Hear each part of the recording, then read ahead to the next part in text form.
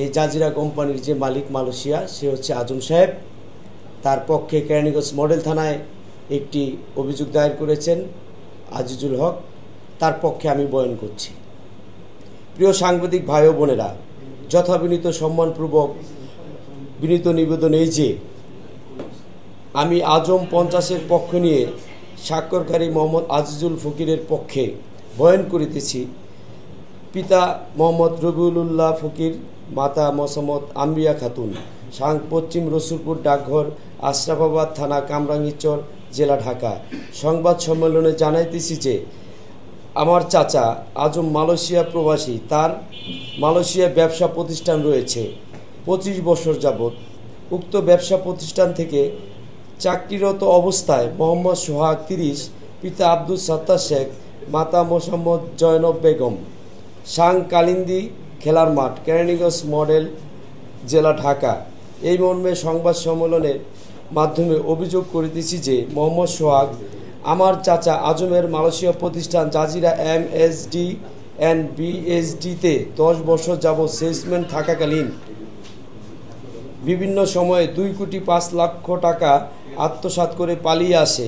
পরবর্তীতে সময়ে সালিশ ব্যবস্থার মাধ্যম দিয়ে উক্ত টাকা থেকে সোহাগের আম্মা 32 লক্ষ টাকা পরিশোধ করেন। ব্যাংকের মাধ্যমে 22 লক্ষ টাকা আর 10 লক্ষ টাকা সে ক্যাশ দিয়েছে। 32 লক্ষ টাকা সে আমাদের দিয়েছে। সোহাগের আম্মা নিজেই স্বীকার করেন এবং আমিও স্বীকার করি যে 32 লাখ টাকা পেয়েছি।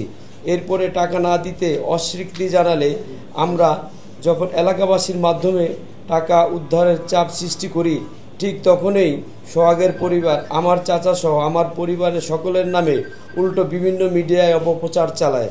সম্প্রতি কেরানীগঞ্জ মডেল থানায় মিথ্যা একটি মামলা দায়ের করেন অপহরণ।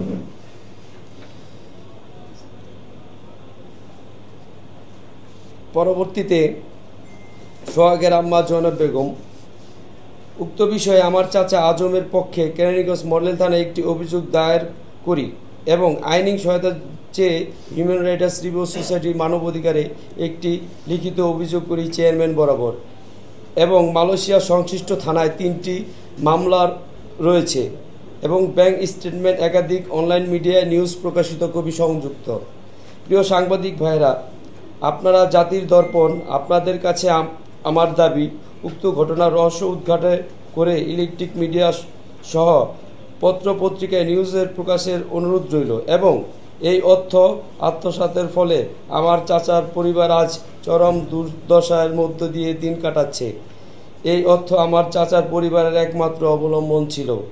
আমরা অবিলম্বে এই ঘটনার সুষ্ঠু তদন্ত এবং আত্মসৎকারীকে আইনের আওতায় এনে দৃষ্টান্তমূলক শাস্তির দাবি করছি।